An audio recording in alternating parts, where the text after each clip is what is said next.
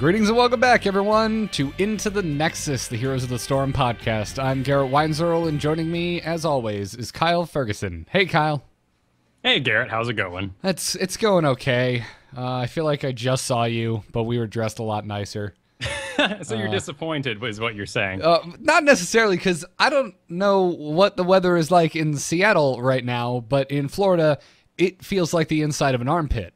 So yesterday, when we recorded, when we casted those games, I was sweating like just, I don't know. I'm trying to come up with an analogy, and I can't think of one other than like I'm sweating more than a sinner in a church. I've always thought that one's lame and overused. So I'm just glad not to be wearing a jacket on top of a button-down shirt on top of a bow tie, holding it all together and letting no air escape from my neck. Fair enough. Well, I mean, to peel back the curtain a little bit, you're a trooper. I know you have to turn off the AC to do this show. Best record quality for the win. I don't turn off the AC to do this show. Man, back in the past, I know you did. Or No, maybe that was another location. Way back in the day, I used to do it in the garage because it was the only quiet place to do a show, and there is no AC in the garage. That's right. So I was literally sitting in a hot box doing podcasts, and that, ladies and gentlemen, is when we almost stopped doing shows. Well, we pulled through, and yeah. It's fine. I mean, it's hot for me, but I'm climatized to like mountain pine weather, so I'm not one to complain at all. Fair enough. I'm jealous. I hear it's quite nice up there. It is. It's beautiful. Yeah. Though that being said, I do get to go to just beautiful, picturesque beaches whenever I want, and actually go swimming in the ocean because it is a temperature that doesn't turn your skin blue. So. Yeah, but the waters are blue here. Kind of frightening because they're ice blue, which that's means that's what I meant. Like you go swimming and you come out and you have turned blue because you are so damn cold. Yeah. People wear full body dry suits, in fact, because they don't even want the water touching their skin. Yeah. Wetsuits, you got to get in there and like warm it up for a little bit. Everyone just skips that step here. And now chat room's like, also Garrett, I see a ceiling fan going in the background. Yeah, no, it's too hot. I don't care. It honestly doesn't pick it up that well because this is a super directional mic, and for the audio-only crowd, I run a noise removal over the whole thing before I even put it up there. Sorry, video crowd, if you hear a very slight hissing.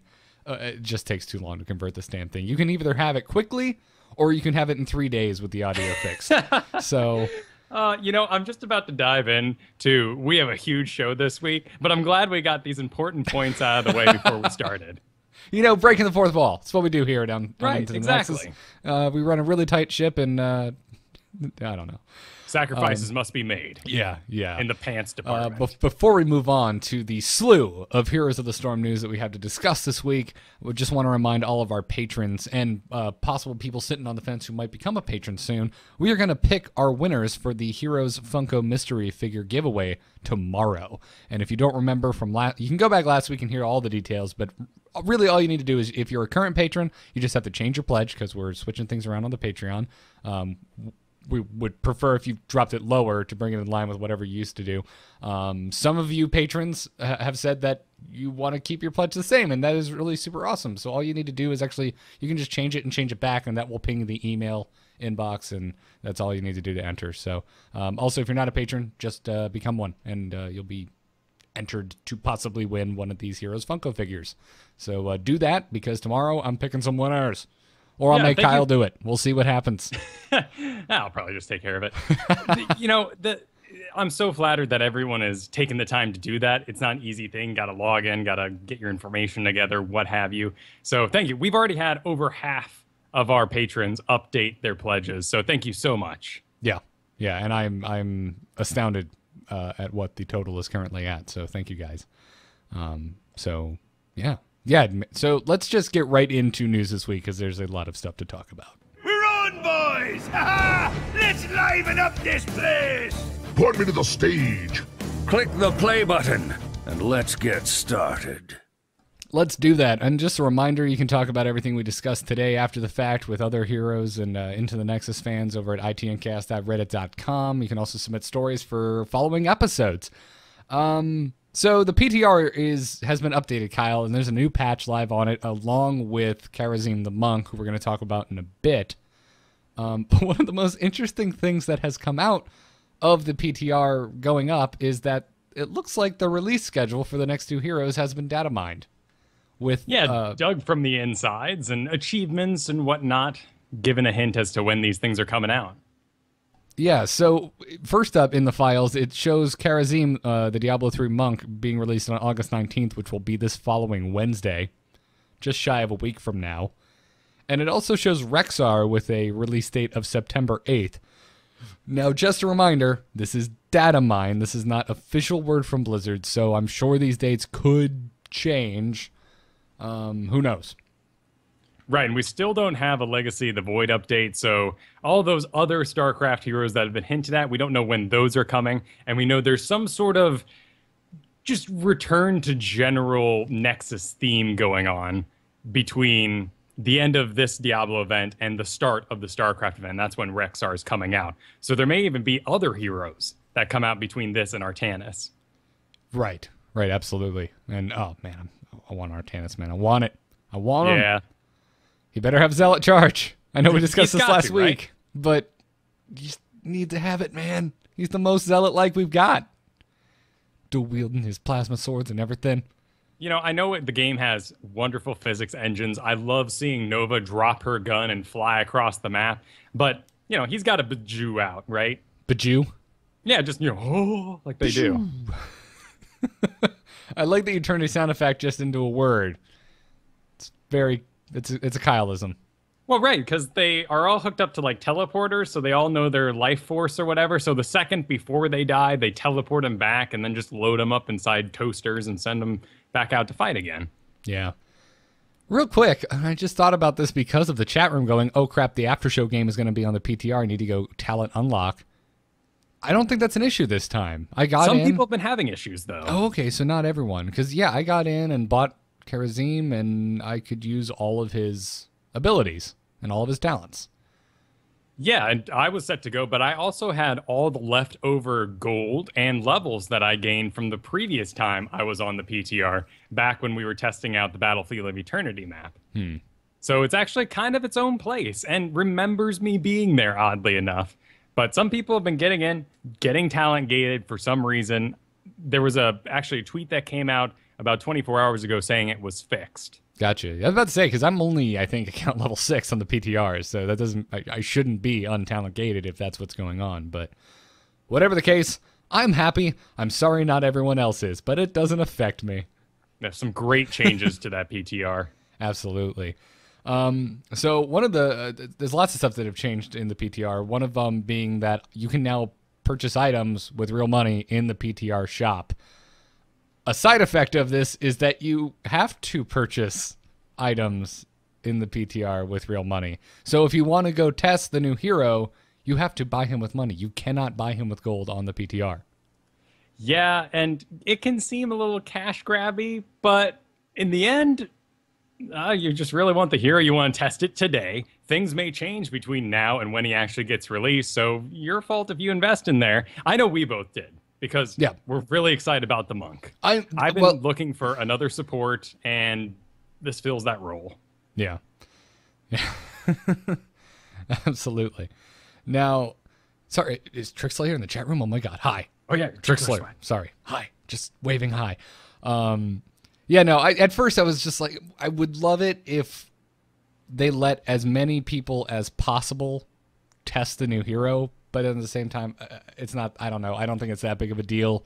If you do purchase anything in the PTR, will show up in your live account once that new item or hero gets added to the game.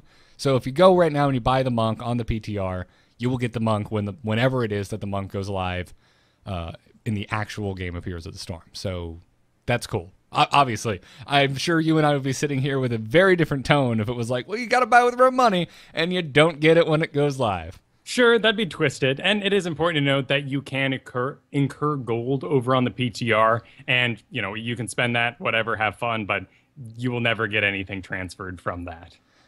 Right.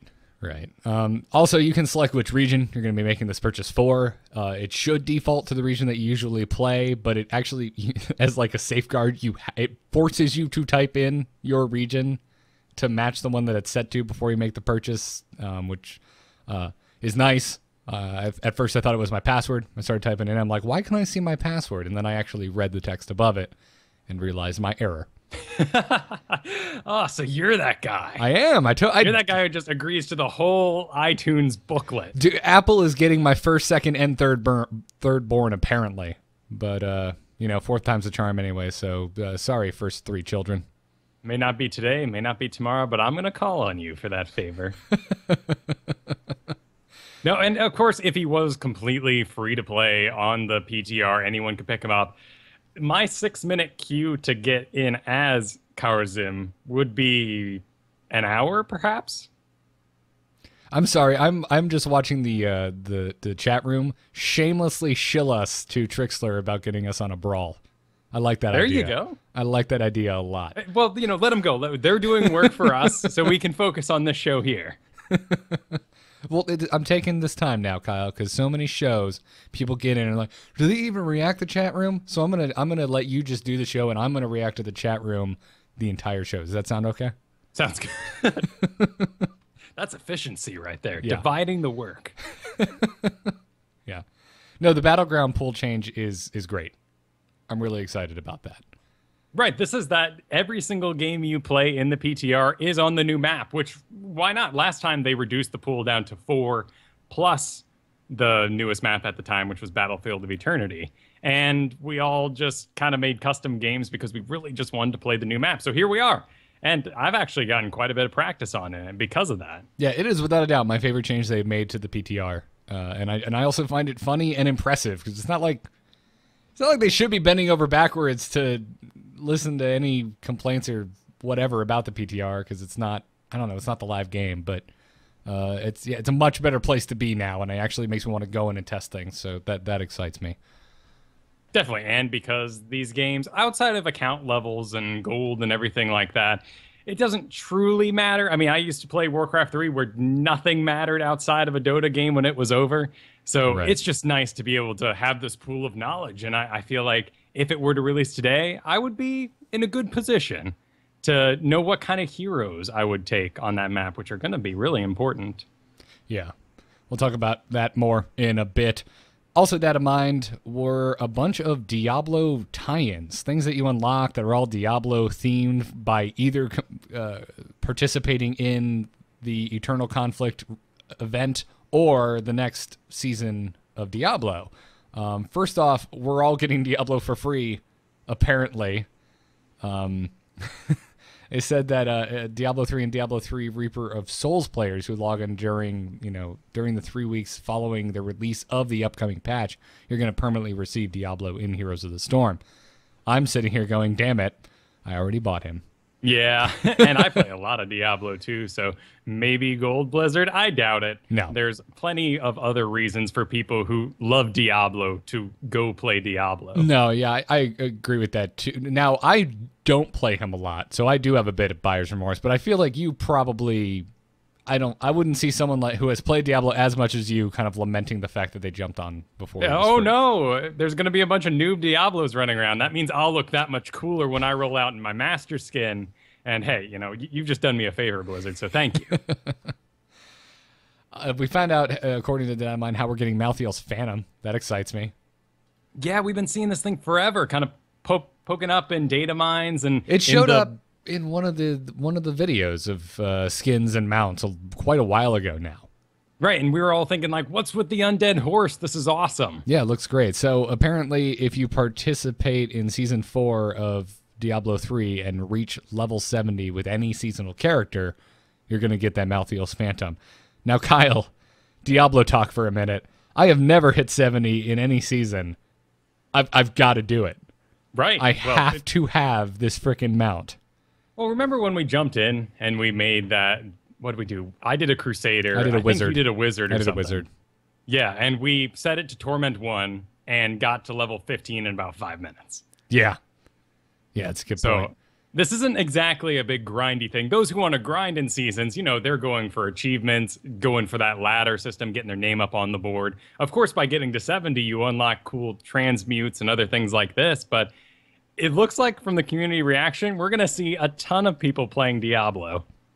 It's such a sick looking mount, and I realize, most of the people who digest the show do it in audio only format, and talking about how awesome something looks when you can't see what we're talking about doesn't work out all that well. But just trust me, everyone, it looks really cool. Go to a fan site and look it up. Yeah, you could say it's like any video game character. When you unlock the skin that's mostly black, that's the most awesome one. Yep. I'm the complete opposite way about cars, by the way. Don't like black paint on cars. It hides the lines.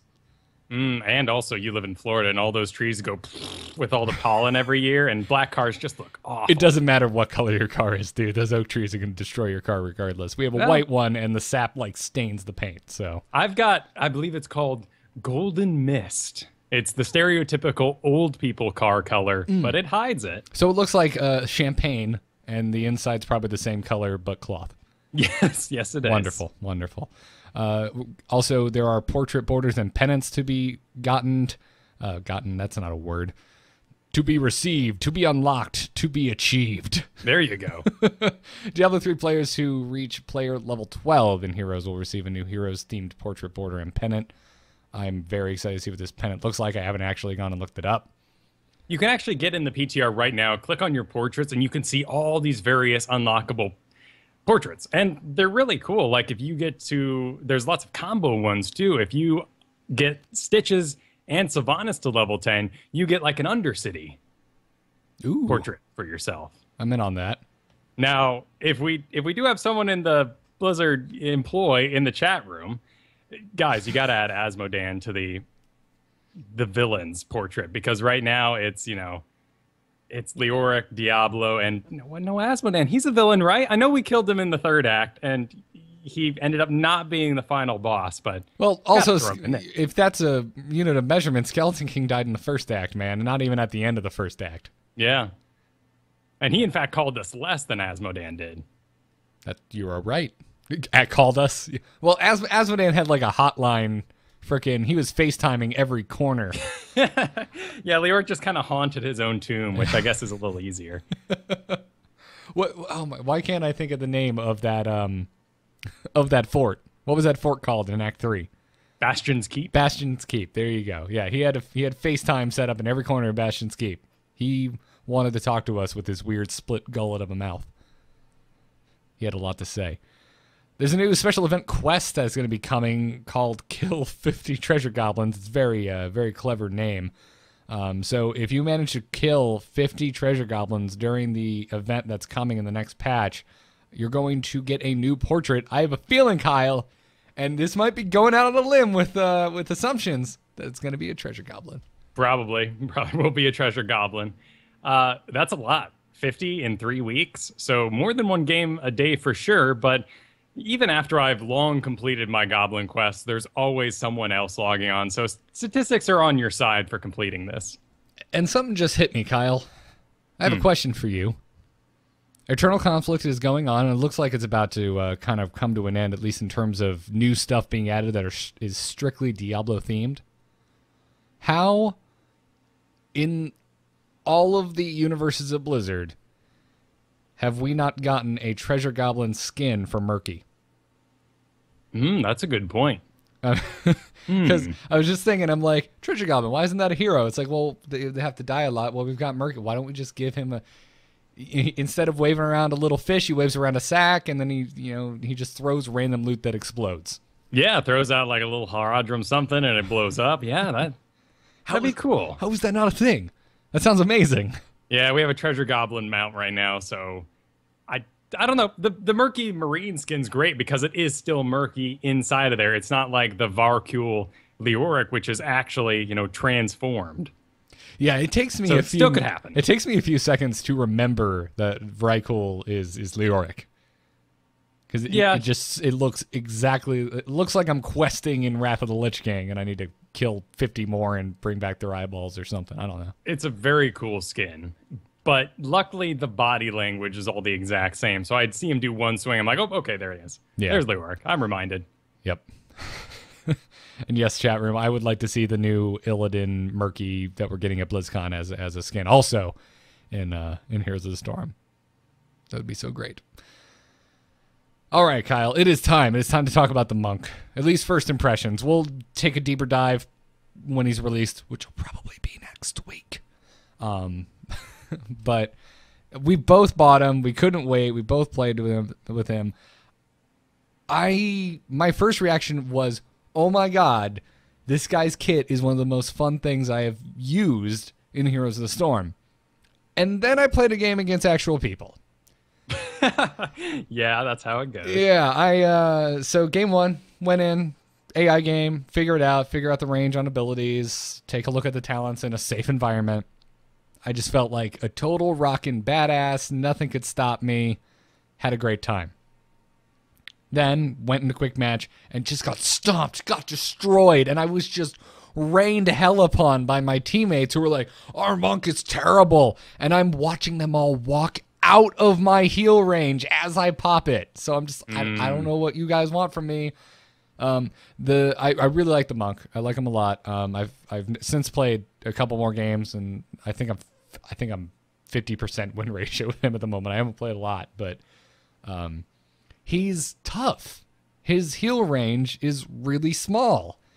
And if you blow it and it's on cooldown for 6 seconds and it didn't hit anyone, you're up Shit's Creek as a healer. Yeah, he's got a very cool kind of combo-based kit. You use your Radiant Dash, your Q, to move around. And this is either to dive on an enemy, get a last hit, get further into the fight, or you can use it to teleport to an ally. And you really have to do the two together. Teleport to your ally, and then Breath of Heaven, a very small area around you. You can heal as many people who are in your area, but it is so small. A little bit of movement speed on top of that. And then you have, one offensive ability with Deadly Reach. No real CC in there. In fact, the only CC you're contributing is in fact like maybe your own movement speed and the movement speed you're giving to your allies. Which isn't CC. No, not at all. But, if you want to be, flip it on its head and they're actually moving slower because you're moving faster. That's about the equivalent of anything he gets. Yeah. It's strange. He's definitely the most different support I feel in the game, save, of course, for maybe Tassadar, who hopefully will not be considered a support that much longer. Although, you and I had a really good game with the Tassadar that's like, I got this guy, don't pick another support. We were, a little scared, but that was actually at the end of solo Q&A. So if anyone wants to check out that specific game where the Tassadar said, whoa, I got this, and we just, I'll leave it a secret, but clearly we're a bit happy about that game. Yeah, go check that out, youtube.com/amovetv. Now, of course, let's talk about some of the important things about the monk. He is a healer. Like, those heal numbers are good. They are Uther in line. They are Brightwing in line. Still Malfurion, Lili, things that have these big burst ultimates. They're, of course, going to out-heal you. Absolutely. Group heals, that sort of thing. If you do the damage build, you're pretty good. I mean, you're dealing with the punches. If you get your Deadly Reach on, you're almost doing some Tychus level auto attack damage. Yeah, he has some serious bursts. His E ability, Deadly Reach, it puts out some serious damage quite quickly. And whatever first talent you took, because at level 1 you get to pick what your trait is. Whichever trait you took, your E ability, Deadly Reach, makes it better and really makes that trait shine, regardless of which one you take. There's a really great question in the chat from Lake Baron. He says, what character can we practice now for the monk? I would say Rhaegar, because it's very much that same feeling. If you've ever been on a Dragonshire, fighting that Rhaegar who's running around in circles and you're some DPS and you're shooting him in the face, you're like, dude, just die. Like, I'm the DPS, you're the healer, but there's nothing easier than healing yourself. And Rhaegar can actually put out a decent amount of melee damage. In fact, even Stasis, one of the ultimates, Divine Palm that puts you in stasis, is kind of like ancestral healing. Kind of. That's a really big key word right there. And both have a sort of lag to them in one way, shape, or a form. So ancestral healing has a slight delay before the heal lands, and that can cause some serious frustration as Rhaegar when it doesn't land, when they die before it hits. That's the worst thing in the world. Now, the way Divine Palm works is you hit your target with Divine Palm, and if they take fatal damage within 3 seconds of Divine Palm hitting them, they go into stasis, and then they are healed for 2,500 and it scales, obviously. It's a big heal. Right. About 3/4 of their health. Yeah. The problem is if they take fatal damage in 4 seconds, they're just dead. Yeah. And your heroic is on full cooldown, and you just feel like an idiot. Yeah. Yeah, so it's definitely not a one-to-one there. Very cool emergency button. And in fact, I've seen tons land this week. In fact, in my very first Monk game, I got some of these off because there are squishy heroes that you can guarantee they're going to die in the horrible situation they just put themselves in. Yeah. Yeah. And real quick to throw my 2 cents into the chat room's question about who you should play to practice. I really don't think anyone stacks up. I agree, Rhaegar, but really it only boils down to Rhaegar is a healer who's more or less in the fight for most of the time. Other than that, though, their kits are completely different. Rhaegar, you're constantly spamming Z to go back into wolf form to chase someone down and get movement around. And if you took the talent that gives you more mana when you're in wolf form, you're doing that. His heal actually has a range that makes sense and seems like it functions. The monk, you have to hug everyone. And the first thing that really took the wind out of my monk's sails was the first game I played. The opposing team had so much AoE, and since I was the only support, we had to just stack constantly to get heals out, and we were just getting destroyed. And that's one of the big things about the monk when we're thinking about future comps down the lane. You will not want to be taking this against things you shouldn't stand together for. Unless you have something, maybe like a Tyrael with the new Sanctification in there to kind of clean you up. But going against a Gazla with Gravity Bomb, no way. Monk is not a good option because you are always standing next to people. One of the things, too, that's kind of funny about the way he moves because of that is it's really hard for your teammates to know when you want them to back. Like Rhaegar, you got to get in there. You got to get some auto attacks on. I don't want to see your damage below 3,000 if you're a Rhaegar. It shouldn't happen. Your auto attacks are great. Use your lightning shield. But if you've got a ranged heal, it's kind of like Uther. Like if you're saying, guys, don't go in there, you can kind of like dance in the back and throw out the heals forward. But everyone kind of knows you're not in the fray. You're not stunning. You're not auto attacking anyone. With Monk, you are actually, when you dive to save someone, you then get next to them. And you are now maybe even in front of them. So they're going, hey, whoa, the healer dived back in. Everybody fight. And you go, no, wait. No, please. I'm trying to get everybody out safely. Yeah. So, I don't know. I really like him. Obviously, haven't had a chance to log enough games to really give a verdict. But I'm trepidatious, to say the least. I'll leave you with this. Ben, our buddy, heard I was playing him today and asked me, well, what do you think of what was your experience like with the monk? And I told him, well, let me tell you this, Ben. I never knew that Kerrigan's impaling blades had a wide enough radius to stun 3 people at the same time. But it certainly is big enough when you're supporting as the monk and sticking yourself in between 2 other people who are really close to you to heal them. Absolutely. Now, one more thing to kind of consider about the monk when you're thinking about team comps down the road is his other ultimate, the 7-sided strike. You do become invulnerable for the short duration while you fly around and kick everybody in the face over 2 seconds. You strike 7 times. It is so cool. It is a very cool ability. Such a cool ability. But there is a big old shame bell built into it. If you use this and everyone abandons the area, you just float there in your little lotus stance and everybody knows you messed up. Absolutely. I originally, I like misread it. I thought you had to target someone and that started it. No, it's just a big area around you. So you should probably use Radiant Dash to engage first and then pop 7-sided strike. That said, the monk is highly mobile. Is probably the most mobile healer we have. And I'm not counting teleporting across the map as Brightwing. That's not what I mean. Just his ability to jump between enemies and allies, so he can go in, cause some stuff, and if it doesn't go right, he can jump back out to his buddy who's at the edge of the fight. I loved having ranged on my team. I had some weird games where there were no range. We were all melee, and which kind of worked because I was the monk and people were close to me already, but kind of didn't because there was a lot of AoE from the opposing team. But obviously in most games you're going to have a ranged attacker on your team, and it's great as the monk because you can dive in, you can do some damage, you can heal up to melee, and then you can dive out to your Vala or your Jaina or your Kael'thas or whoever's back there. Well, and in time we will understand things, and your teammates will help you out. Like with Uther, it's real great to get in a straight line because then the heal wave hits multiple people, or group up for ancestral or was it a chain healing bouncing around. So in time, when we first get into Monk, I'm expecting, my friend, you're playing Monk, you're like, dude, where were you? And you're like, what are you talking about? I got out of there. And you're like, no, you got too far out. I needed to use my Radiant Dash to get to you so I could have lived. So we're going to have to help out our monks to get in and out of things. But 7-Side Strike deals 7% of the target's maximum health. So it is kind of an anti-tank thing. In fact, it's almost an anti-double tank thing, which is a very cool support to add to the game right now. Oh, absolutely. No, I really enjoyed how the Monk played. I'll also just say I got my ass kicked. So yeah, well, it's gonna happen. Melee support. What are you gonna do?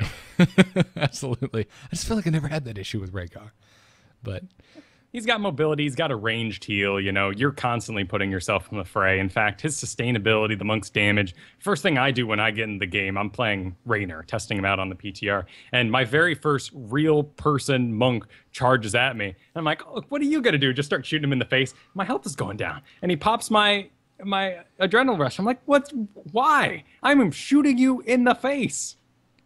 That's the Monk, man. Just keeps going. I get, because the first game I went for the trait that gives you mana back on basic attacks, which is insane. I never had to hearth back once. The mana sustains for that is absolutely insane. However, then your only heal is your W ability, and if you miss, you're not supporting anybody. But when I took the trait that does the heal on basic attacks, I was getting so up in people's faces. Yeah. It was... And more often than not, because you're the one wailing on people, you're actually the lowest health, and you're healing yourself with that. Yep. And things go pretty well. Yeah, it's weird. It's weird. If you're getting off the heals enough, if you're using your E ability, you can even feel like a weird off tank at times because you're soaking up so much damage and you're healing through it. So, the Monk is cool. Check him out when he hopefully goes live next week, everyone. Let's also talk about our first impressions about the new battleground, Infernal Shrines, which actually looks like it's not coming with the Monk. Oh, really? I forget where I read that. Somewhere I read I thought that it might be later on, maybe. There's a lot of information, data mined, real information, and just like people are saying that the Treasure Goblin mount is going to cost 50,000 gold at the moment. That sounds outrageous. 20,000, of course, is set by the pig right now, so it makes sense for a free mount. That placement matches, you're going to have to do 20 of them, which sounds outrageous. So just in between time right now. Yeah, I'm sure we'll see. We'll see what happens. And I'm curious to see if placement matches are going to be the same number for everyone, because as you know, in StarCraft, that's not always the case if you play season to season. So I feel like, well, if we've been playing this whole time, since the alpha, kind of nonstop, they did say that they are going to take our current MMR into account. Our MMR is not getting wiped, just our rank. Right. They've said 200 games to reach your true MMR, and with 1,500 some odd games under my belt, that number's not really going anywhere. I think you're good to go. Anyway, let's talk about Infernal Shrines. Maybe I misspoke because I could have sworn it was in the notes and I can't actually find it. Maybe I'm just losing my mind. But whatever the case, Infernal Shrines coming soon. The new battleground looks to be the final Diablo battleground for the Eternal Conflict event. We talked about this last week when it was premiered or previewed at Gamescom. So if you didn't listen to episode 61, go check it out for a larger overview. But yeah.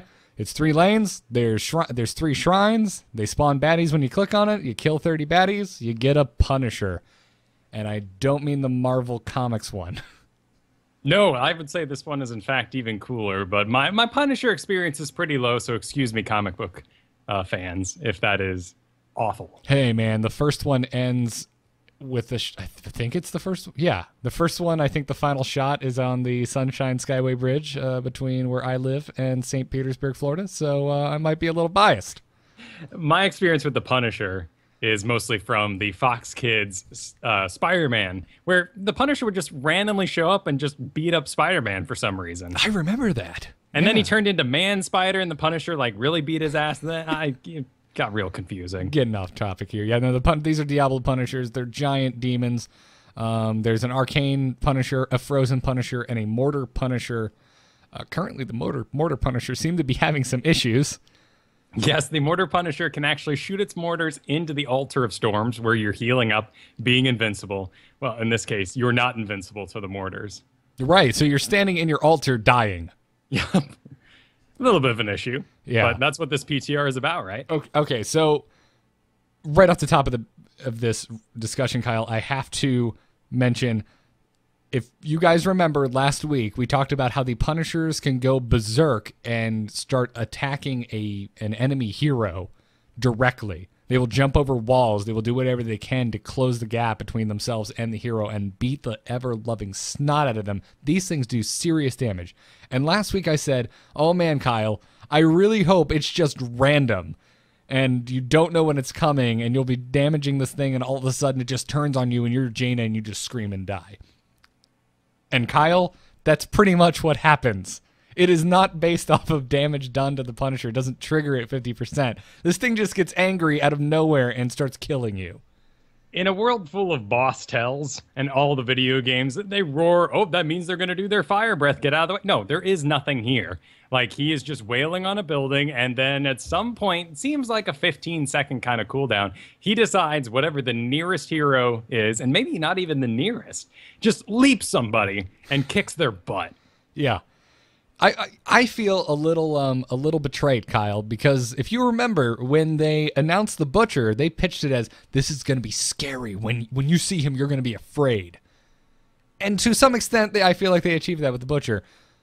But I feel like they just held it all back and put all of their fear and nightmares into the Punishers. These are the most horrifying things I have seen in Heroes of the Storm yet. These things do hurt a lot in Diablo, though, so perfect model for what's going on here. Leaping in your face, doing that two-handed slam. They wail on you for about 5 seconds and then beat their chest. That's the only tell they have that buff is ending on them. And then they go back to pushing a lane, casting whatever arcane or frozen things that they have. Yeah, and the arcane hurts. It's like Diablo. You got to watch out for these things. And it was hilarious because I've been playing nothing but the Monk on the PTR, so I just felt like I was playing Diablo. Because this is the only battleground I'm getting. I'm having to dodge frozen patches. I'm looking out for mortars. Arcane spinny death beams are everywhere. They did such a good job of capturing what it feels like to play Diablo and translate it into a MOBA. I just got to give them credit. Well done. Important to note that Frozen is slightly weaker than it is in Diablo. You are just rooted. You aren't actually frozen in place. Right. Well, I mean, you are frozen in place in Heroes lingo. You're rooted, which is the same thing. Right, but in Diablo, you are actually like completely stunned. Oh, you're right. You can't attack. You're right. No, you can't attack here. But that's fine. It's pretty much the exact same effect that happens if Jaina specs into freezing roots on what are her trait, correct? Right, or when the Golem on Haunted Mines does his grab, but without the damage. Still, you don't want to be rooted when this thing is walking around because it could wail on you or the enemy team standing there. No, I saw Jaina get rooted and she just instantly died. Yeah, the Punisher decided to go berserk on her while she was rooted, and that was the end of poor Jaina Proudmoore. But in addition to the Punisher, the actual map objective is really awesome and gonna cause team comps to go wild as to what we've seen so far. When the Infernal Shrines pop up, there's only ever one. The map is about the size of Sky Temple, but there's only ever one to group around. One person needs to walk up and actually click on the shrine to activate it. And then it begins to spawn random little demons in the area. And these demons attack anything. And they're not related to the person who spawned them. Any team can activate it, any team can kill them, and they're just going to keep coming until one of the teams reaches 30 kills. Right. We even had a game earlier today. We lost, but it was like this bizarre gentleman's agreement. Someone would activate the shrine, and then all of these demons would start coming out, and we would stay on our side. We were on the heaven side, so we would stay on the west side of the shrine and attack the demons that came in our range. And the opponents stayed on the east side of the shrine and attacked everything that came into their range. And we just saw who could get it first, more or less. They had a Sergeant Hammer, so they won. Take a moment to soak that in. Yeah. If you've been playing this game for a while. Sergeant Hammer is ridiculous on the public test realm. I don't know what's going on. I guess we'll talk about that a little bit because you got the player. I won't jump that gun. And Annery in the chat room is saying that this sounds a bit snowbally, and I honestly have not gotten that vibe from it at all. Definitely not as much as I did when Battlefield of Eternity first came out. No, and to think about that game we were playing, we were winning in terms of kills and mercs for the entire beginning, but they had AoE on their side, and we were very single target. We had, Sylvanas, a monk. I was even Nazebo, but that's not a lot of burst damage. And the enemy Kael'thas and Hammer is actually what was able to burn through more demons quickly. And that caused them to get Punishers. Punishers kicked our butts, and they ended up winning. Yeah, it's despite them, we were continually zoning them out on that map. But Sergeant Hammer's range, Kael'thas's Phoenix just owned it. Yeah, because I'm trying to think. Are there any other objectives in Heroes of the Storm where AoE is strictly better at dealing with them? Yeah, none. Because you go with the mines, and sure, you can get the skulls real fast. Okay, but it so does come down to a single target. Yeah, so mines, yeah. But even then, it is like you just have to try Infernal Shrines to understand it. It's nothing like mines. Mines, yeah, you have these groups of like 4 to 6 skeletons, and if you have AoE, you can deal with them very quickly. But this is just a constant stream of tons of little demons. So yeah, something like a Flame Strike or a Sergeant Hammer's shots with AoE damage when she's in tank form just do work. Right, and I mean, think of a hero like Falstad. He has where he connects lightning and it just zaps one person. Amazing on Battlefield of Eternity. You only have one target ever. Put your points into that. Burn that thing down. That spell is completely useless here. And in fact, when I was playing Raynor, I went Hyperion, which I rarely do. But level 20 comes, I'm shooting lasers. That augmentation is just, it shoots more random lasers, which you probably don't ever want, but in this map you do. Yeah. So short and quick of it, I love it. I really like this battleground. It at a glance it looks very similar to Battlefield of Eternity, but the second you are in it, it doesn't feel like it at all. It's 3 lanes instead of 2. The middle section between lanes is just an insane labyrinth of smokestacks and walls and weird little nooks and crannies. I love that kind of stuff. It's great. It feels very Diablo, and it's a fun battleground. I'm just thrilled to pieces for the wacky comps we're going to see go into this map, because you are going to have to take notice. Yeah, it's good stuff. Now let's move into some of the patch changes, specifically for the PTR patch. So these could maybe, these could change. They probably won't. In the past, there's always that caveat of what's on the PTR may not go live, but so far almost everything that's ever been on the PTR has moved on to the live game. So first up, some of the general changes. There's a change to ability power gains, and you wanted to explain this, Kyle. Right. So in various games, I often think of Counter-Strike back in the day. If you were reloading a gun, you could switch guns real fast while you were mid-reloading and then switch back to your previous gun. And the animation for reloading actually took less time. Everybody did it. And so by getting rid of that, you're increasing the quality of life on the server. You mean the animation for switching guns took less time than animation for reloading? Exactly. So, yeah. It was faster to initiate the reload, swap weapons real fast, and then swap back, and you would actually have your primary weapon reloaded faster than if you had just stayed on the reload animation. You were doing something optimum by doing something really stupid, basically. Yes, exactly. You just explained most of the metagame of Dota 2.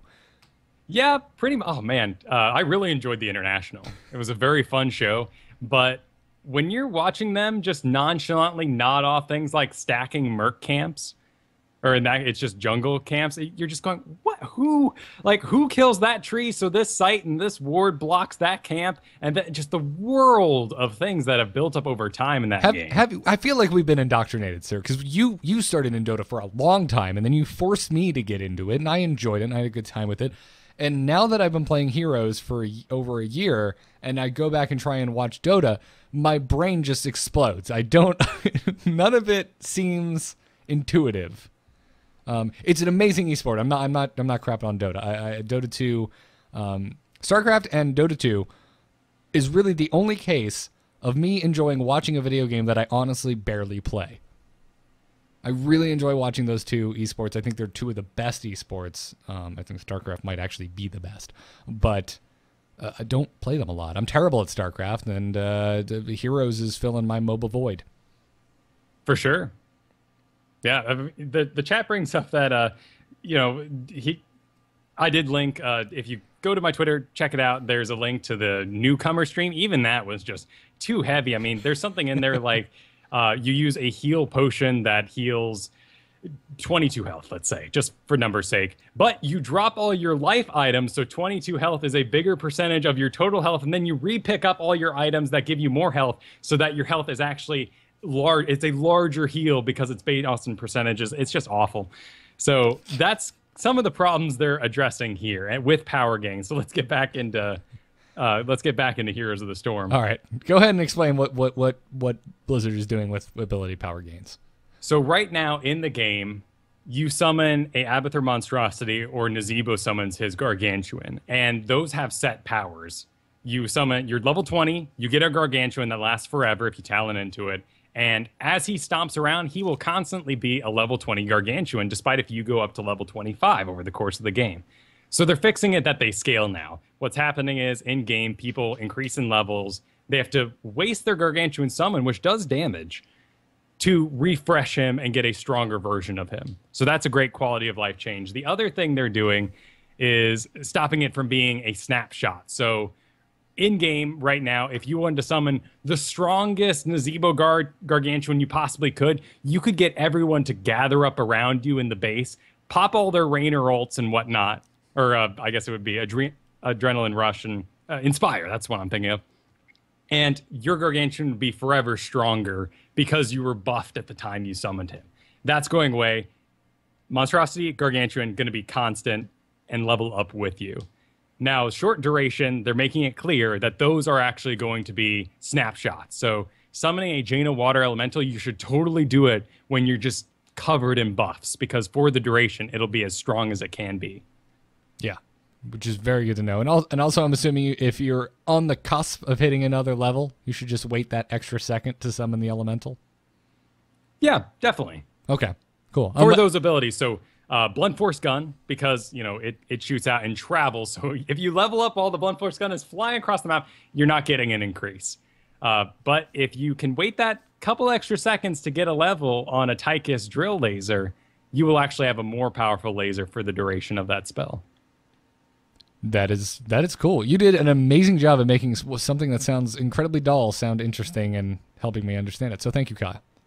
You're welcome. Well, I hope so.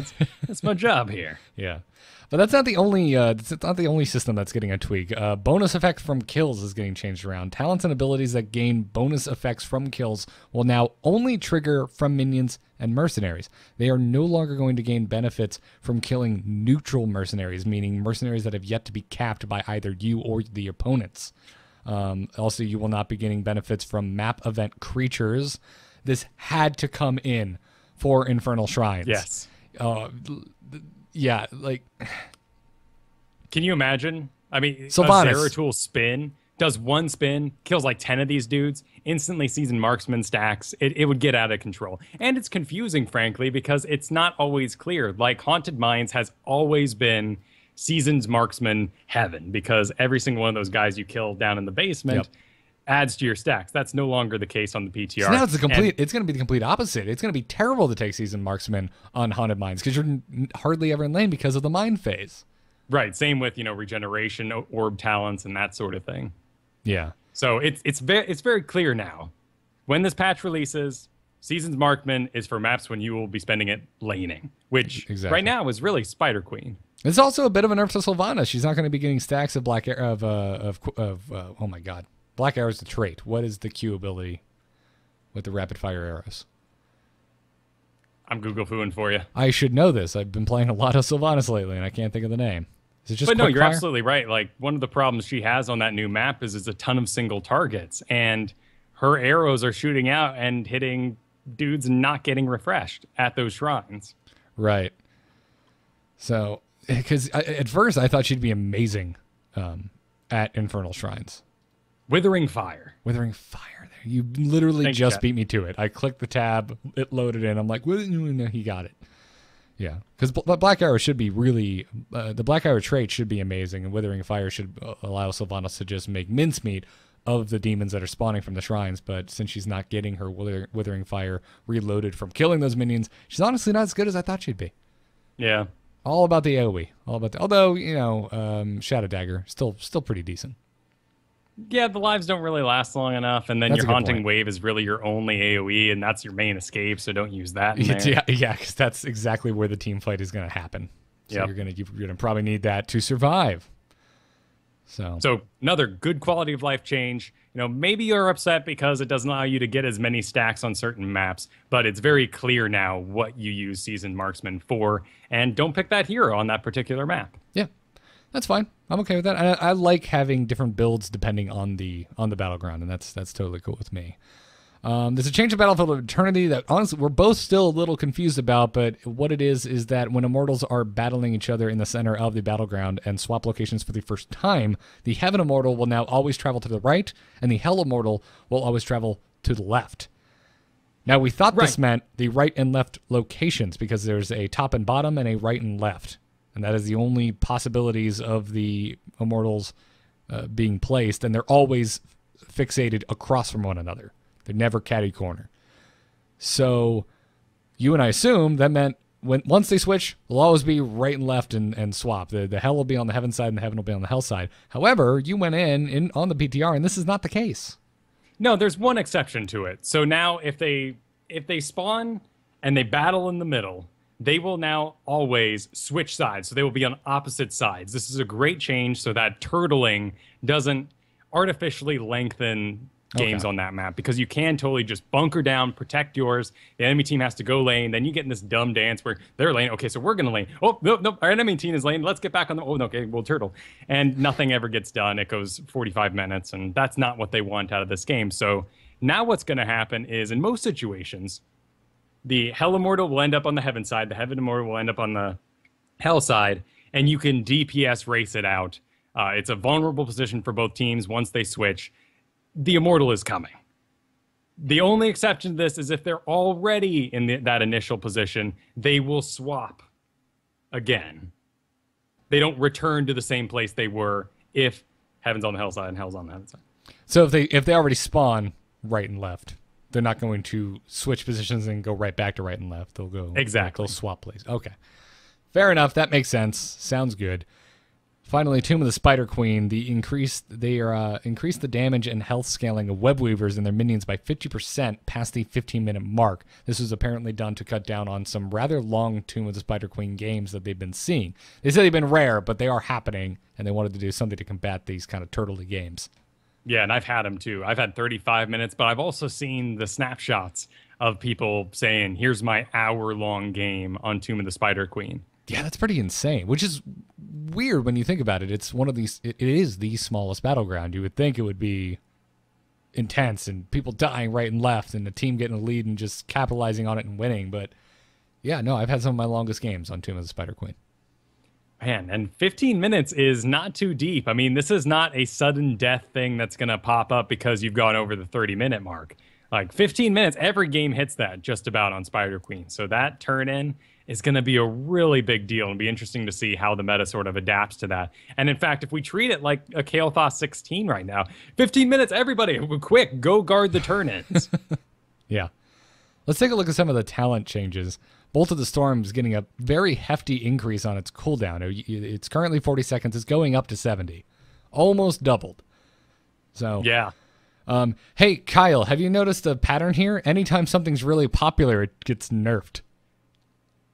Yeah, yeah, but we can't complain too much because take a look at something like Nazebo right now. They've done an awesome job on the PTR fixing him. Right now, it's all about the spiders. You know, everybody takes, you chuck the spiders, it turns into a nest, then the spiders leap at later levels, and all your buffs go into that.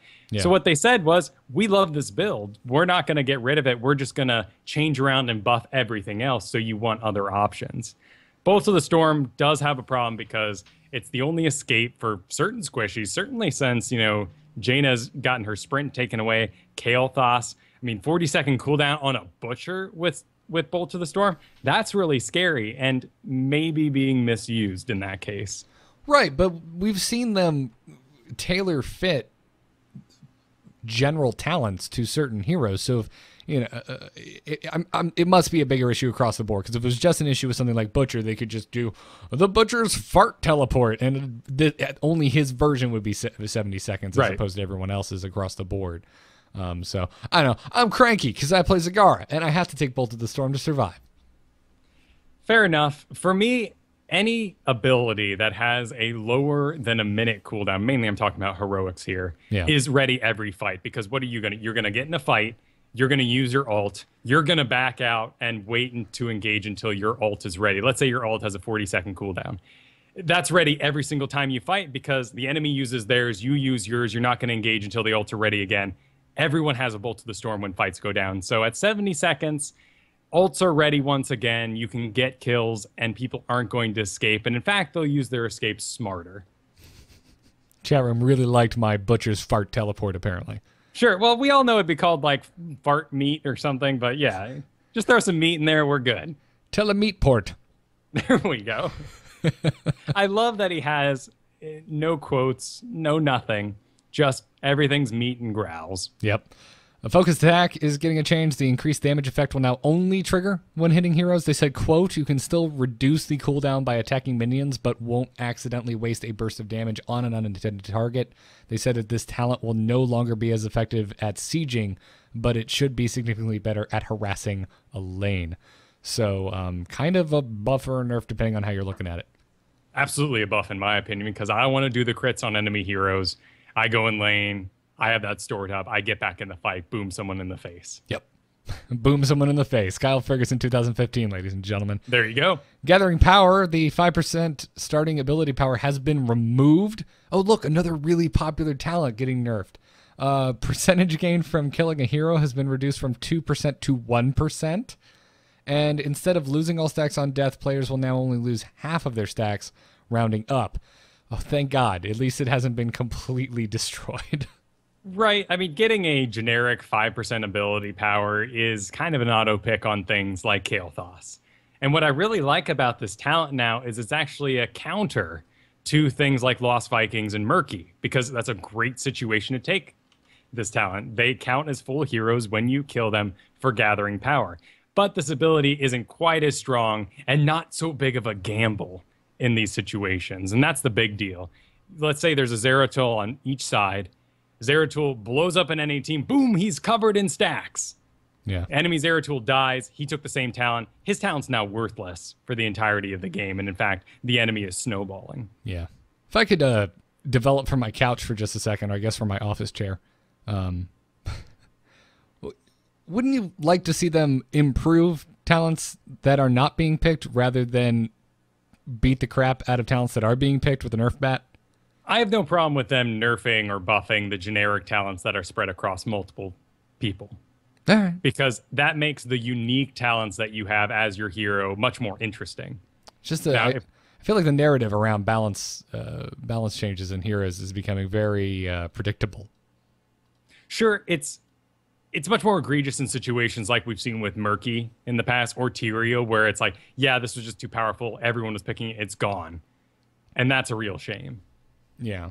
So. Now, in the case of Kael'thas, I thought it's a very smart choice. Ignite was picked every game, and in fact, it led to a very poor play style of people who weren't really good at the mechanics of the game and being a good spellcaster and a squishy. They were just practiced enough with shooting blindly with Flame Strike to kill an enemy team at level 16. Yeah, and I'm putting this out there because this is a pattern I have noticed. I am fully aware that I'm not sure how you would make some of the least picked talents in the game more enticing so they would be picked over something like Ignite or like Bolt of the Storm. But it's just something I've been thinking about lately, and it's something we talked about back in the day on StarCast about StarCraft, which is, buffing to make something better as opposed to nerfing to make something worse, and the things that are kind of mediocre rise to the top as a result. Right, and of course, we all want the velocity where everything will get buffed to be in line with those things. Yeah. Yes, chat room. You can just light me on fire all the time. Thank you. Thank you so much. Imposing Presence, the attack speed slow has been reduced from 50 to 40%, so you'll still be attacking a little faster against someone who takes Imposing Presence. Okay, time for me to jump off my high horse of everything's going to be okay and be like, darn it! Let me finish. The attack speed slow will now be removed when attacking a target that has not learned the Imposing Presence talent. Oh, that even hurts more. As a Diablo player, Imposing Presence. There it is. Yep. Is one of my few damage mitigation talents. And you shouldn't be attacking me anyway, but thank you so much, Vala, for wailing on my face instead of my squishies. And now she even has a built-in reason to not attack me, because if she just goes off and attacks someone else, Imposing Presence is gone. What is that what it's saying, though? I've read this as attacking a target that doesn't have it, you lose it, but if you then switch back to the target that has it, you once again have that applied to you. You have the slow reapplied. That's not how this reads. It's not a time duration. It is just your next attack. So, let's take something like Sergeant Hammer. Mm-hmm. Great target for you to take Imposing Presence on, because they're big, strong, slow attacks. Boom, she hits you. An extra 50 seconds till the next wind up, she hits you again, over and over again. Now, if she hits you and then she targets someone else, this is telling me it goes away. Oh, okay. Well, I'm not sure what to tell you there. It does sound terrible, specifically for Diablo, who doesn't have the most robust array of tanking talents. Right, and when we get into that problem, it's really a problem with Giant Killer, and that we have certain tanks that are tanky because of huge health pools, and then we have certain tanks that have abilities that give themselves shields or damage mitigation in some way, and those are the preferred tanks in the meta right now. Or, sir, you can just be Johanna and have both of those things. Yeah, why not? I love Johanna so much. Right, and there's and the chat room's bringing up power creep, and that's going to happen with every game, because frankly, you have cooler ideas the longer the game goes on. I mean, I play a lot of Magic the Gathering in high school, and to look at something that costs one mana now, you rich, spoiled butts. It's all relative. For your mana. It's all relative, sir. It's all relative, because the 2-drops are so much better, you don't even bother playing the 1-drops. Unless it's got Death Touch, why play that 1-drop? It ain't going to kill nothing. Fair enough. And scene. Yep. Well so you're not super stoked about Imposing Presence. I mean, the reason Team 1 gave was they said that statistically it was almost never wrong to choose Imposing Presence, and that with this nerf, it's still a great counter in the right situation, and as a result, we're hoping we'll see more play from our basic attack assassins. I will definitely look at other abilities in that tier for sure because of this. Yeah. Yeah. So what do you? I don't know. We got a lot to talk about. Maybe I won't. I'll save that question for another day. Just zipping it up. Finally, Mercenary Lord is the last talent change we want to talk about today. I'm sure we'll have more to talk about next week. But the functionality of the superiority talent has been rolled into Mercenary Lord, so it's been combined, which is now available to the following heroes at level 4. So Anubarak, Arthas, Asmodan, Gazlo, Nazebo, Sonya, Stitches, and the Lost Vikings can all get Mercenary Lord. New and improved with superiority talent built in. Not with 100% more superiority. Another great quality of life change. You had to take your level 4, reduced damage in this sort of dream Gazlo Mercs all the time build, and then come level 7, you take Mercenary Lord.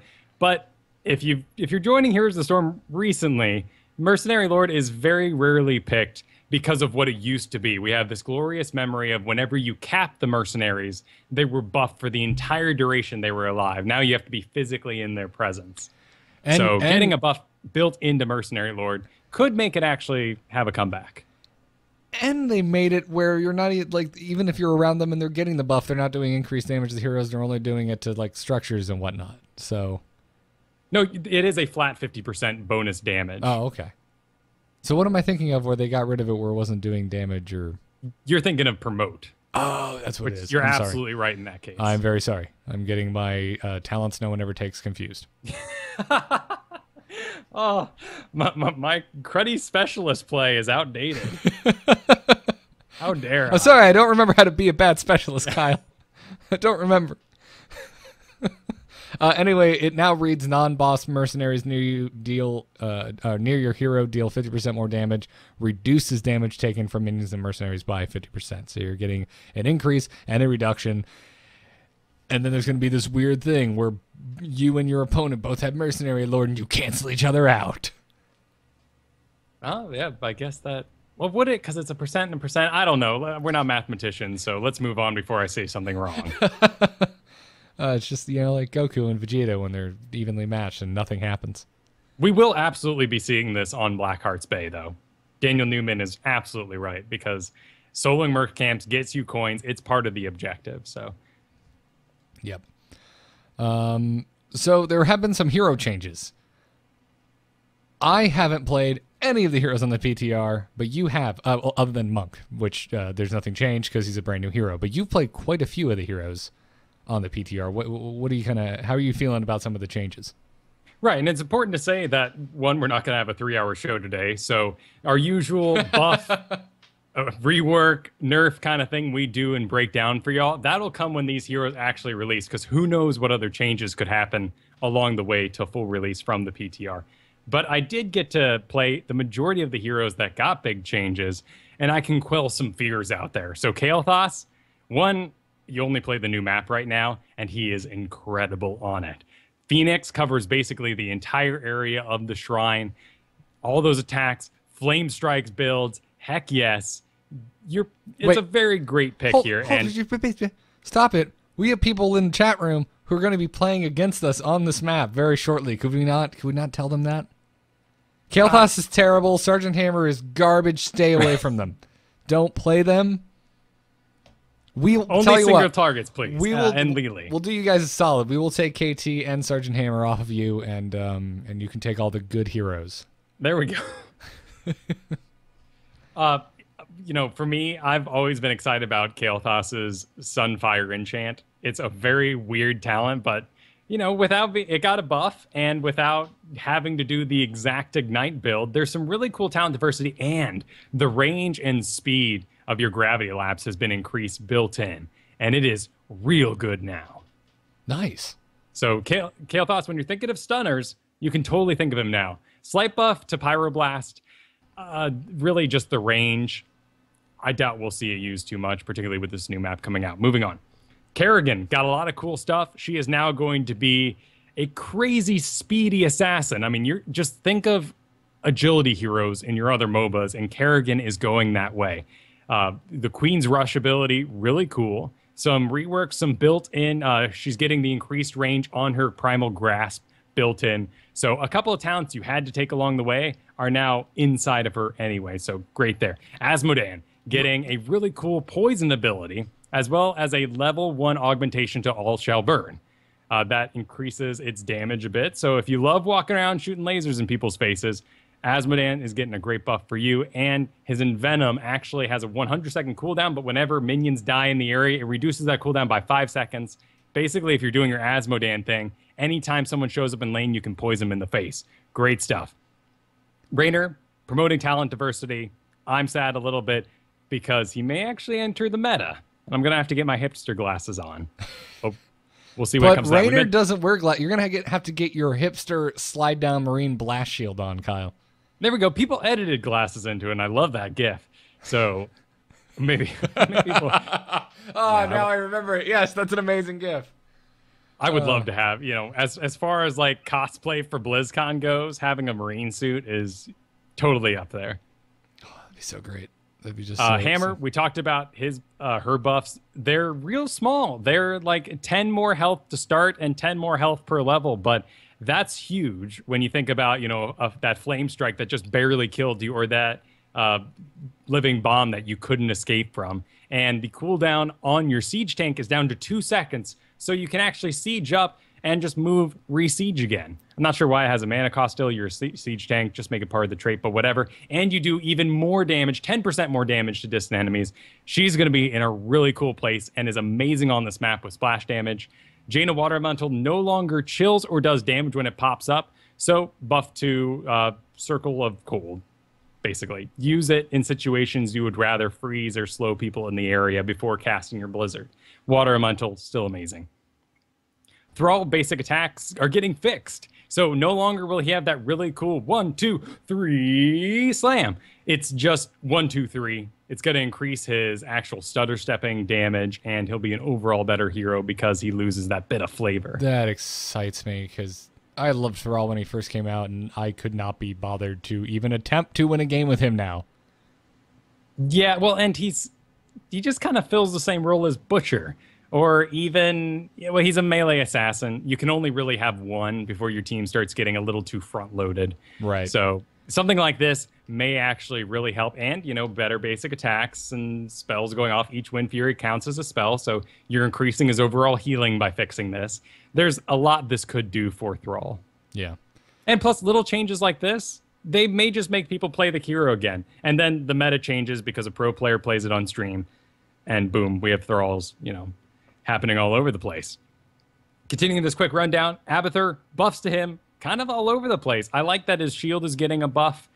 Some of his other things getting changed around. No nerf to the stacking of locusts we're seeing right now, particularly in quick match games. Were you so a little in scary the there. game with me on the PTR where our Abathur got into a slap fight with the other Abathur and won? He was so proud of himself. He should be. That was awesome. Hunted down the enemy Abathur and slapped him to death. Yeah. Nazebo, like I talked about, they're not getting rid of any of your spider talents. They're just increasing diversity. In fact, he's getting hardened focus, is it? Where if you're above 80% health, your cooldowns are 50% lower. And in fact, there's a new talent that takes 4 seconds off your cooldown for zombie wall. So cool zombie wall builds in there, actually making him able to stand in as one of those lockdown heroes. So everyone who's missing stuns can actually get in and get a kill off. And for Leoric, had to happen. He's losing his push power. Right now in game, he does 100% bonus damage against buildings. That's completely going away, along with a couple of other little nerfs. But if you were in love with doing the Abathur Leoric push to win, die forever kind of thing, it's going to be gone. As well as all of his regen talents when he's dead are being decreased by 50%. I am so excited for all of this because I am done. I'm done, sir. I'm so sick of playing against Skeleton Kings. And just being able to do nothing when he decides, I'm going to take this entire lane down, including the wall and towers in front of me. Well, and there needs to be a punishment there, right? I mean, right now you are reducing your overall death cooldown by half. And in good situations where there's, lane creeps nearby that are dying or enemy heroes to hit with a sweeping wave of healing, once you talent into that, you can get back even quicker. So right now, 60 seconds, you probably come back about 20 seconds early, and that's a good place for him to be. We had a really rough Cursed Hollow game last week where the Skeleton King just kept dying and would come back just in time to deny us from getting the tribute. We got 1 tribute, I think, the whole game. And I think he'll still be a great pick there because he's already on the field. You're not only reducing his death timer, but his entire walk. That should be, some of the benefits of the talent, not so much that he can come back as fast as he is right now. Right. He'll still be a good pick, but he won't be just silly. Exactly. And then a new rework for Tyrael's Sanctification alt. Right now, you kind of go down on one knee. Looks cool. Everyone in a pretty large area becomes invulnerable. What the new one is for 2 seconds, you do a little like huzzah into the air. You become invulnerable, and everyone in a very small area around you also becomes invulnerable. This 2 seconds is about the length of 2 auto attacks. So you probably won't be using this offensively, but you see that, Gravity Bomb Gazlo combo go down, you could get your entire team out. I do like getting my entire team out from a Gravity Bomb. Yep, so we'll probably be seeing some of that. Of course, his main alt is part of his dive comp build, so maybe it won't be the biggest switch over. In fact, lots of people are going to be underwhelmed when they get in there and see how very small the area is, but could save some lives. And particularly with Tyrael, you're already doing that. You're popping shields on your nearby friends. You should already kind of be stacking on top of them. Well, let's so talk many changes into addition to that, but that's where my observations end for this week. Cool. Well, let's talk about Ranked Play version 2, because it is nigh, Kyle. It is nigh! Yes. And it needs to happen. Yeah, we're getting it. We're getting placement matches next patch. So this means that our ranks in Hero and Team League are getting reset, but not our hidden MMRs. Your matchmaking rank is staying. So any previous games you have played, that will be taken into account. Quote from Blizzard: after playing your placement matches, the system will rank you near your true rank by combining your placement performance and past play results. This initial placement may be slightly more conservative to ensure we don't overshoot your rank and create a poor experience. So if you end up a little lower than you really think you are, that's by design. So you don't just get... This makes sense. This is something a lot of us don't really think about, but when you're any type of ladder system, imagine getting placed too high. Yeah, you get to brag to your friends, but then you probably lose, 5 to 10 games in a row, and that's not fun for anybody. Right. The science of fun is a fascinating practice, and I'm sure there are many meetings and conferences at Blizzard headquarters as they try to figure out how to work this thing. If Blizzard was a person, their memoir would be titled The Science of Fun. Yeah. Rank 1's getting some changes. So points awarded and lost in Rank 1 are being brought in line with the rest of the ranks, so rank 40 through 20. This apparently needs to happen so that Grand Master rank can be added later on down the road. We are not getting Grand Master rank with this ladder reset, folks. No, and in fact, this is not the new season. With this patch, we will still be in preseason. Yes, this is still preseason. They're just adding placement matches, and they're changing Rank 1. Apparently, Rank 1 is very generous with its points, Kyle. Yes, it is. If you lose a game, you don't lose a lot of points. If you win a game, you gain a lot of points. So it's very easy to stay in Rank 1. So after this change happens, you're going to lose and gain just as many points in Rank 1 as you would for all other 39 ranks. So you're not going to be able to stay in Rank 1 as easily. Well, and it's, nice to have that buffer. You got to Rank 1. Yes, you can really revel in it. Maybe try out some new heroes. You've been very cautious with playing your Ranked 1 games. But I've met that guy. He was a Muradin for me. He may be something else for you out there. But he said, I'm done. I give up. And we're like, dude, no, we're rank 3. Like, let's win. I want to get rank 1. He's like, I am rank 1. This loss doesn't matter to me. So he was a dick, is what you're telling me. He was a rank 1 dick, and that's a shame. So if he's losing, right now, I lose 12 to 6 points. I win. I gain 12 to 6 points. I'm not really going anywhere, but I'm really enjoying my time there. But if I'm a skilled enough player, and I fall out of rank 1, I should be good enough to get myself back in there as I see it. So bring on the change. Well, here's to you, Mr. Already Rank 1 giver-upper. Everyone hates you. Yeah, Thank you, Kyle. Good commercials. Thank you for knowing exactly where I was going with on that. This is why we're friends. We're also getting some team link changes. No more names. Names are gone. You're not going to be able to name your team. You're not going to have pre-made teams, really. You're just going to select Team League and go. If you spent money making a name team, you're going to get that gold refunded. Not money, gold. You know what I mean. So I will get some gold back. Huzzah! Yeah, 1,000 gold to you. And this is a great change because you can currently stack 5 in Hero League. Then no one's playing Team League. So now if you have 5, it's Team League. The button just kind of changes over. Yeah, no, that's a good point. We didn't bring it up. With this, when the next patch comes and we get Ranked Play version 2, you will not be able to go into Hero League with a pre-made 5-man. You can only do it 1 to 4 people. If you have 5, you have to play in Team League. Exactly. So I'm looking forward to that. That'll be fun. Yeah, keep the pool together too, which is something they're trying to do as this game grows. We're all looking forward to a purely solo queue, but I understand you don't want to divide your demographics up too much. Right, absolutely. So that's it for Ranked Play version 2. That's coming in the next patch. Real quick, damn, this show's going long already. The medic, the StarCraft 2 medic, the first StarCraft support we will see in this game was previewed last week, Kyle. Real support. First support, because Tassadar shouldn't frickin' be a support. Wasn't a mistake. It was a conscious choice, Tassadar. Yes, I know. Tassadar is currently marked as a support. He is not a support. Change his frickin' name. Anyway, yeah, we're getting the medic from StarCraft 2. She looks really cool. More importantly, she's bringing her medevac, Kyle.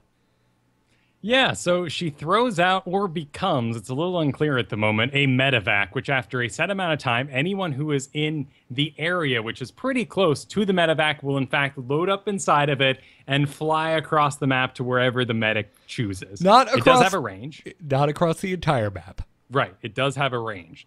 So, I think they said that if you're on Blackheart's Bay and you're at the turn-in, you can get to the top lane or the edge of it. It's more of a surprise and a coordination tactic. If you actually all mounted up and moved up there, you may get there in the same amount of time. Yeah, that's a really good question, Daniel. I don't know. Can we attack the medevac and kill the entire team before they unload? I do not believe so, because that would be outrageous, and you don't actually load up inside of it until you fly. So okay, this ult is it's a very familiar style to a lot of MOBAs out there. I think of Pit Lord from Warcraft 3 Dota, and it was an awful ult in solo queue because you have to be well coordinated. You popped, this aura around you, and anyone standing in the spinning gems would teleport with you to the target location. Guess what happened? People were walking by to heal, heading back, and they were teleported all the way out. People accidentally not wanting to be in it were carried on. People who wanted to be in there weren't always in the area. So I'm sure whatever the other medic ult is, which is most likely something very healing centric, will be the main choice. Wow. But in pro games, medevac will be real cool to see. Yes. I'm so excited, Kyle. You don't even know. You do not understand. First off, because once again, Tacit are down to support. We're getting a StarCraft support. I'm excited. Yeah, and she seems to have like some persistent things, like her little lasers up on her shoulders shoot out and maintain a shield on her target.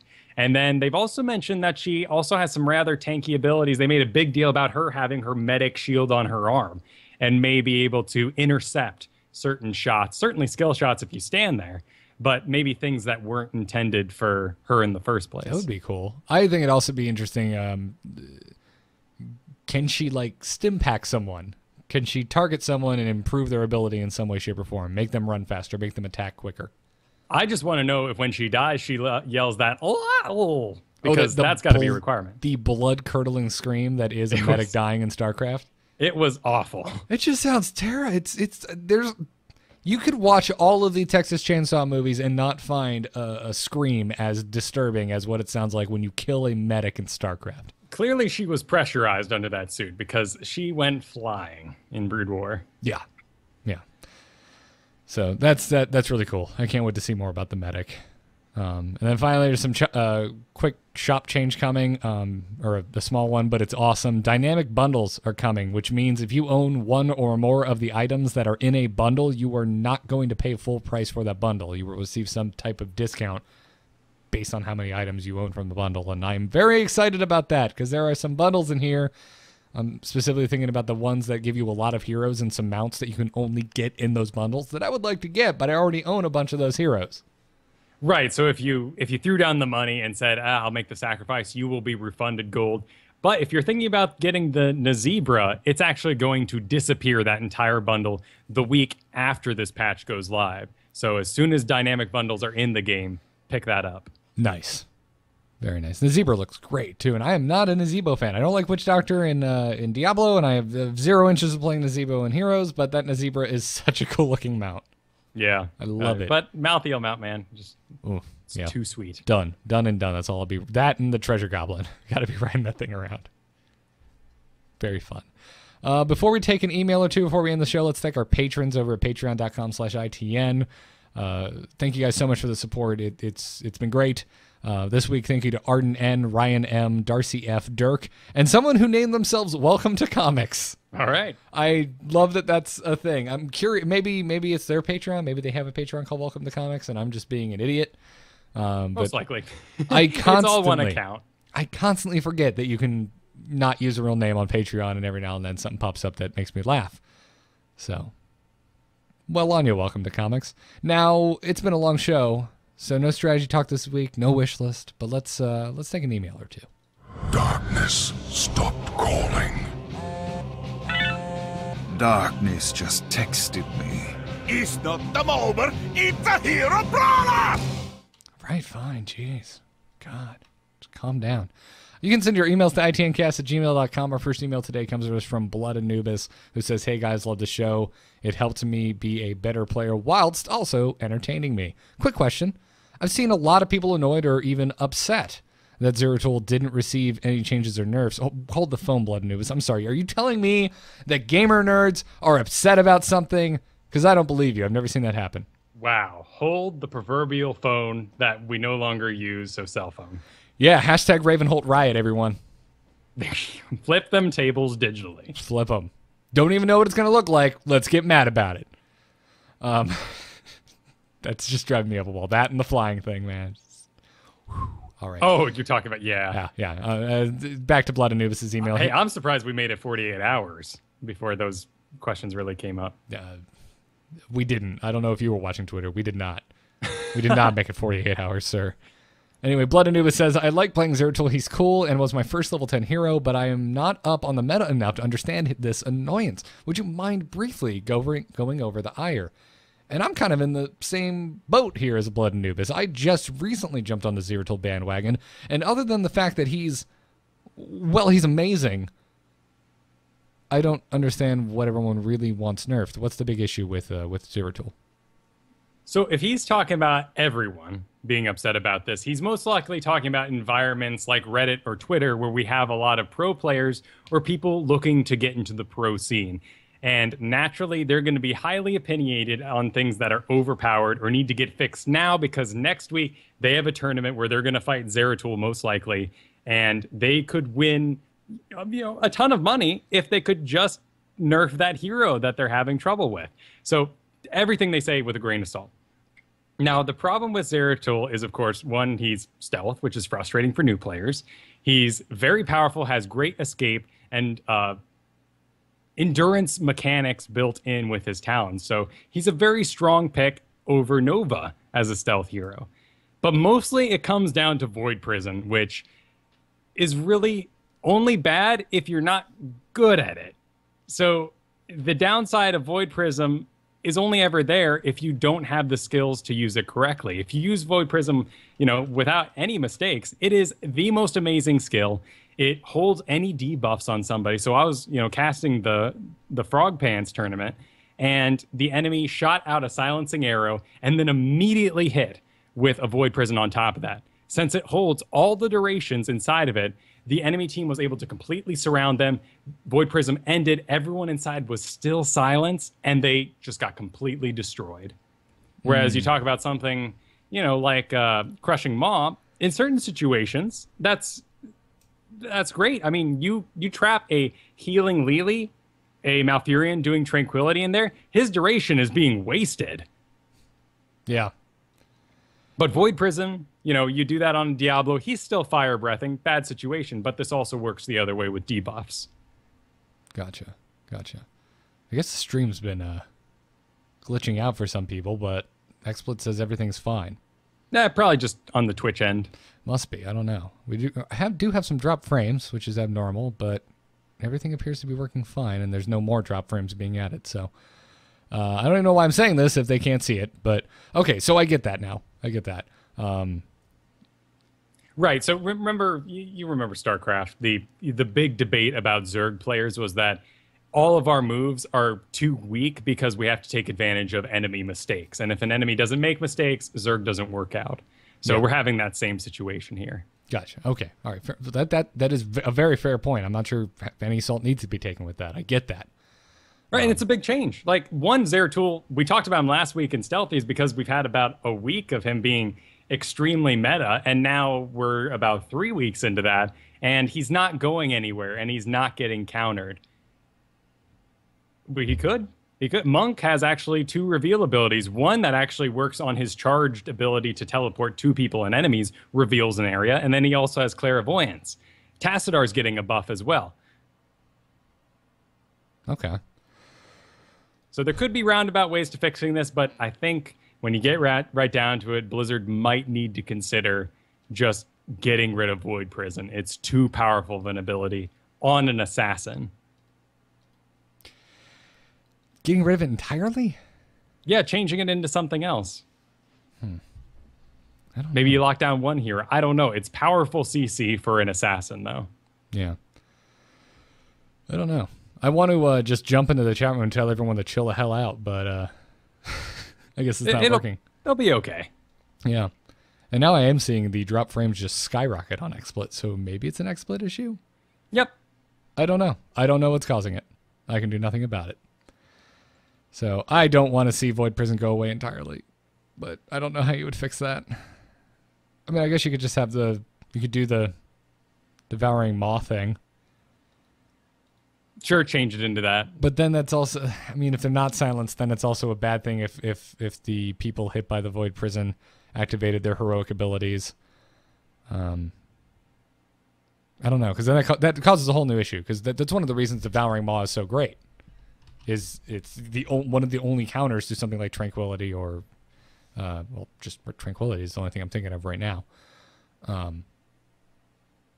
But yeah, I don't know. I don't know what the answer to that is, Kyle. I don't think it's Tassadar. Well, and this is exactly why it's not fixed today, because Blizzard doesn't know what to do with it. It's a very big question. Gotcha. Well, let's take hopefully an easier to answer question, shall we? All right. Trelamin writes in and says, I was wondering if you will ever do an event on the European servers and or during evening time in Europe and not in the middle of the night as it is known. It is known. I would like to participate in the after show games, but I will only have access to Vala and the free-to-play rotation as the shows are in the middle of the night, I'm either sleeping or working. I get that. I feel that, and I am sorry. And the answer is maybe. We have a goal up on the Patreon right now for this. Yeah, we added a new goal there. Yeah, which will be significantly earlier in the day patron games, targeted specifically at our EU patrons. So go check out the Patreon. If we ever hit that goal, we'll be doing it. The problem would be is that I can't do it during my workday. Neither can you. So right, exactly. So this is a much later goal, but you're also business-wise, it's another day, another slot of our time, but we're planning to put it right in your, prime time, between 6 and 8 o'clock over there, which is around noon for us.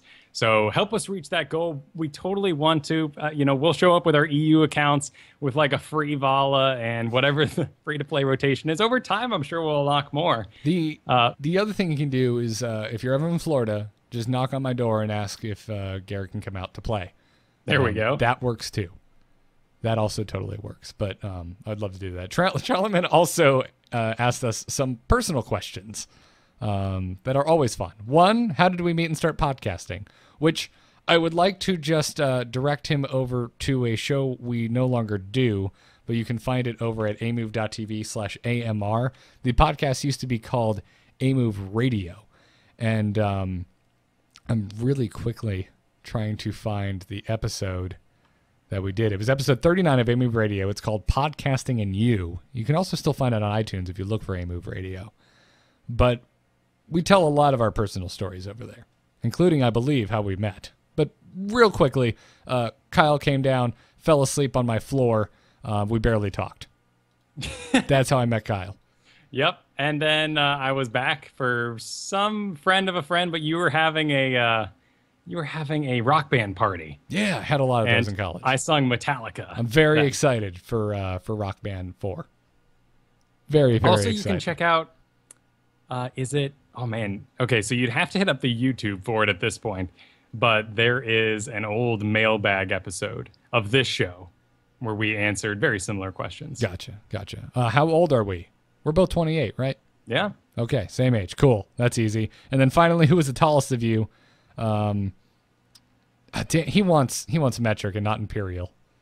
Well, he's in the EU, so let's help him out here. I've got a converter here, but I don't really know how you guys phrase this. So I'm 6'4", so that makes me 1.9 meters, 1.93. Do I have to say the final numbers? And I'm 6'1", so I'm 1.8542 meters. How is that superior? That is not a height. That is not. I'm 1.8542 meters. No, the cool thing is my dad is a full 2 meters then. Damn. Yeah, 6'7". So you're a short person in your family. Holy crap. But I mean, I was always told the story that like it was the king's foot, right? And his foot was 12 inches long. So then we measured it by his feet. But we both use centimeters, don't we? Because the meters go up to centimeters and kilometers. But there's 2 centimeters in our inches. I don't know. 6 over here in America. Stop thinking about it.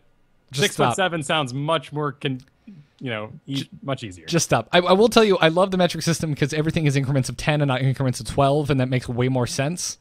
The problem is that I was brought up with the imperial system, so I have a much more, I have a much better idea visually in my mind of what an inch and what a foot and what half a foot is than I do what a meter is. And apparently, a meter is much larger. Which I'm aware I guess of. we can also use centimeters. Yeah. Is that what you do for height? Is that more common? What do you do when you line kids up against the wall and measure them? Apparently, you write at least 5 digits out, according to this converter that you linked, Kyle. I guess that's what you do. That's going to do it for this week's episode of Into the Nexus. Trelleman, thank you for those absurd questions. I guess they actually weren't that absurd. But yeah, to answer your question, Kyle is the tallest. But we are both pretty tall, come to find out. Every time we go to BlizzCon, everyone's like, oh my God, I can't believe how tall you are. It's like, a tall drink of water, aren't you? Yeah, I hate that one. That one's terrible. Just terrible. Well, and then you get, you're so tall. Did you know? I was like, whoa. No. I've gone my whole life without knowing. Oh my God. Yeah, that's going to do it for this episode. Thanks again to our patrons over at patreon.com/ITN. Thanks to those of you who are leaving us 5-star reviews in the iTunes store. We really do appreciate those. So this week, thank you to The Gambino. Thank you to Valerie Hero 35 or Valorian Hero 35, who wrote seriously one of the kindest reviews we have ever received. So thank you, Valorian. It was very nice, and it was also like super serious. It looked like a nice like newspaper review of Into the Nexus live this weekend. Should you go see it or not? Very flattering. If you're just wondering what to do with a couple minutes of your time, go back over to us on iTunes and thumbs up his review so other people can see it. Yeah. B-Venge gave us a 5-star review and said, we get Paragon points!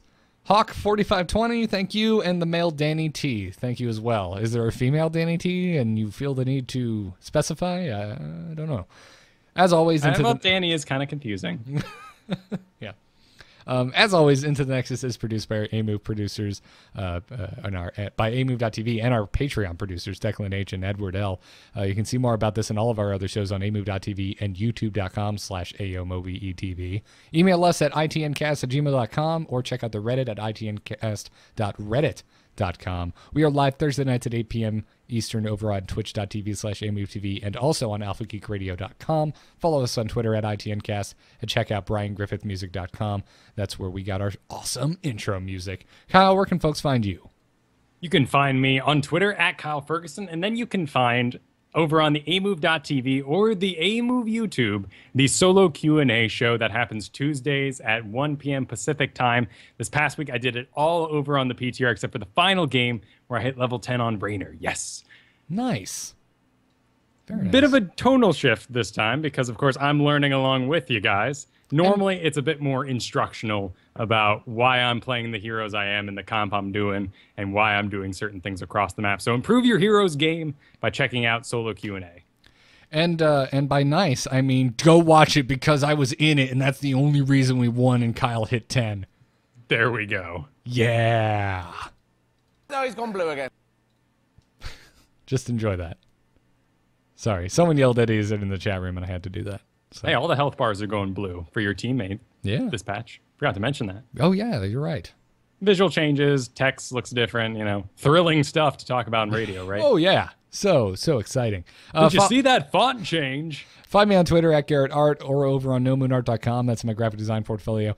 And check out The Angry Chicken, podcast all about Hearthstone Heroes of Warcraft. Also, Jocelyn and I did a podcast all about World of Warcraft Legion, which you can find on the Angry Chicken feed. So go check that out if you're a World of Warcraft fan. I had a lot of fun doing it. We may do a few more episodes. Who knows? Just because we aren't running ads at the top of the show anymore doesn't mean these codes are any less awesome. Check out DocSystems.com where you can use the code ITN. That code will get you a free 120 gigabyte solid state drive added onto your gaming rig. So go check it out. Also, every time you use these codes, we do get a kickback. You do support the show through it, so that's cool. Tweakedaudio.com as well. You can use the code ITN over there. You'll get 30% off and free shipping off of your entire order of noise-reducing earbuds.